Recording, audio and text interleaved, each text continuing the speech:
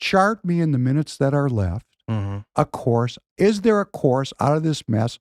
Or now that we've gotten into camps, do we just slug it out until one side wins and one side loses? I've had this conversation with a lot of people at various levels with various degrees of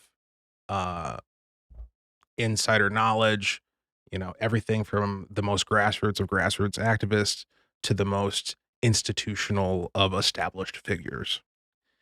And the consensus seems to be that we're a mess and that it is not fixable without the emergence of a centralizing figure. So you say, are we going to have to just punch it out? Yeah. We're going to have to punch it out until a champion emerges. You got it. It's going to have, there has to be a movement. You credited Donald Trump with the success that we've seen in recent years. I would agree. Thank you. Well, I mean, it's thank you very much. That's great. And that some version of that needs to happen downstream here in Minnesota, because what the Democrats have, this infrastructure, this apparatus, this well-oiled machine, the way the funding comes, the big donors, the unions, the non-NGOs, the nonprofit industrial, the university, complex, they've got so much going for media, them, and it's all very centrally controlled.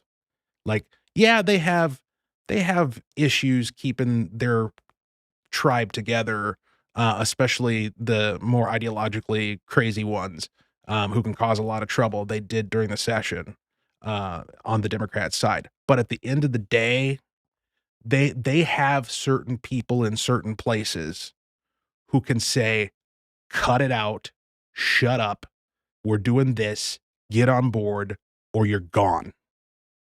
Because they have that level of hierarchy established. We don't. I can do basically whatever I want, right? Like, I can come on Professor Penn's podcast and somebody and thank you for coming on. Well, good to see you, Walter. There's nobody in the caucus or at the party or in my BPO. Nobody's going to come to me and be like, you better not go on that podcast again. There's nobody who has that level of influence. And it's not because I'm this, really brave to defy them. It's that there's nothing to defy. They don't have any authority. And so we're just there's no person in this apparatus, perhaps Tom Emmer, if he wanted to be, he could descend from on high and exert his influence. Well, the implication is the rumor is, or when you look on X, when I talk to the so-called MAGA movement people, they say that he has descended from on high. I don't know. I'm just sharing that is the rumor that he's running things. We need a new person to emerge that can bring everybody together. If I'm hearing you correctly, that's what you're saying. Is that what you're saying? Yes, that's what I'm saying. Because what needs to happen is, so let me paint the perfect picture. All right. All right, great. Okay, let's call this person candidate X, our champion. Okay. Right. Whoever that person is and whatever their background is, wherever they come from, what needs to happen is they need to secure. First of all, there needs to be all sorts of things that time out right, in terms of like the environment and the iron being hot enough to strike. Then they need to emerge in such a way that it gets the attention of national figures. So ideally, you would have somebody, because remember, we're talking about Tim Walz here, right? And this also assumes that Tim Walz runs. So Walz runs for a third term, viable candidate emerges, broadly liked, gets the attention of Trump, probably via Emmer, because Trump and Emmer have a very strong relationship. And Trump has an abiding interest in humiliating Tim Walz. So if the political fundamentals make sense,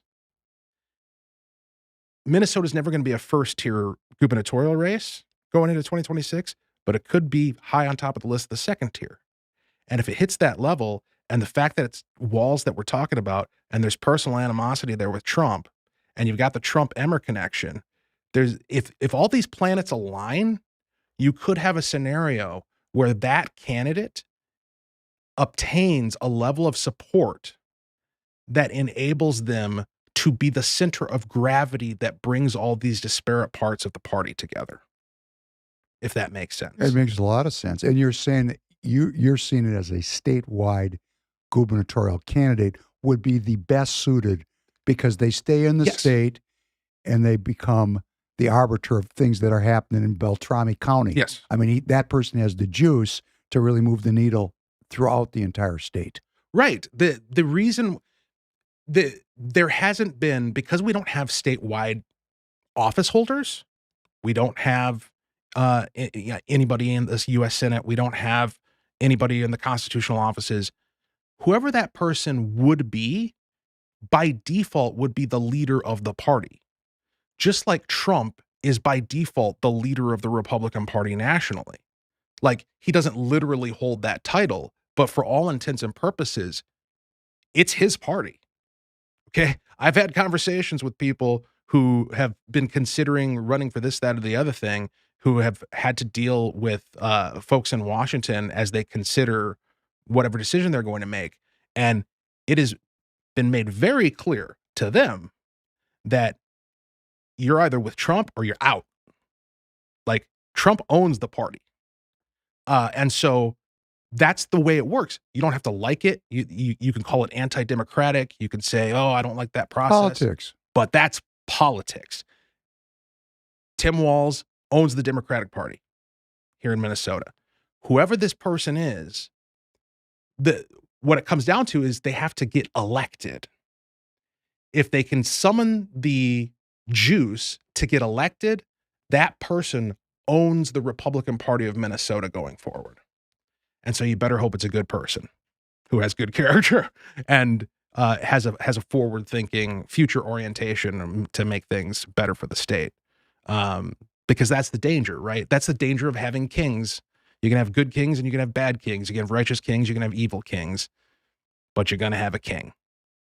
That's it. Within the context of a political party, that's how it's going to work. Well, we're a democratic republic, and within that context, that's the way of taking kingship and making the people involved in the choosing of the king. I mean, it's really quite evolutionary if you think about it from a political perspective. We can have a great king. We'd all love a great king. It's his son Rudrick that we're afraid of, right? Yeah. We don't have that problem in an elective political system. Well, that's very interesting, Walter, because I'm looking at who's showing up that they want to run. Somebody's going to have to develop that charisma, that power. Part of that is that, this is my belief, some of that power can be imbued upon them in ways that is not linear.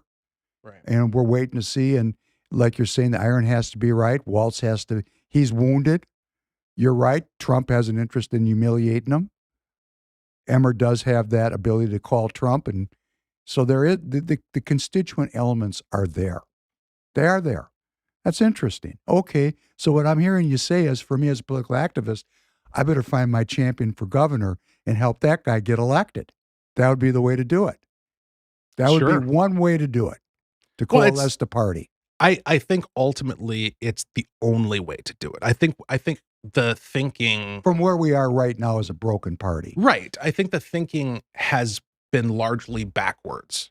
And my thinking on this was largely backwards, where I used to think we need to get the party in order to elect somebody statewide. Now I'm thinking we need to elect somebody statewide in order to get the party in order, right? Like, there needs to be there needs to be something to coalesce around. And right now we don't have that. Yeah, we've got the legislature, but the legislature, the caucuses, and part of the reason why there's this tension between the House Republican caucus, the Senate Victory Fund, all these different organs, and the grassroots party members in the MNGOP, is because they exist in different political realities. Okay. The caucus has to be focused on obtaining and keeping the majority, which translates to being focused in swing districts, trying to pick up pieces on the board here and there and there. That effort is never going to be a statewide effort. So you can't turn to the caucus to fix this problem in either the House or the Senate. They and frankly, they shouldn't be tasked with fixing the problem because it's not their problem. They've got their own thing that they have to worry about, which is maintaining majorities in the legislature or obtaining them in the first place. So there is nobody in a position of prominence who can serve as that political center of gravity that brings all these disparate units together and says, this is what we're going to do. This is how we're going to move forward. This is the message. And without that, I don't know how you create a coalition without something at the center to coalesce around. That's a very good point.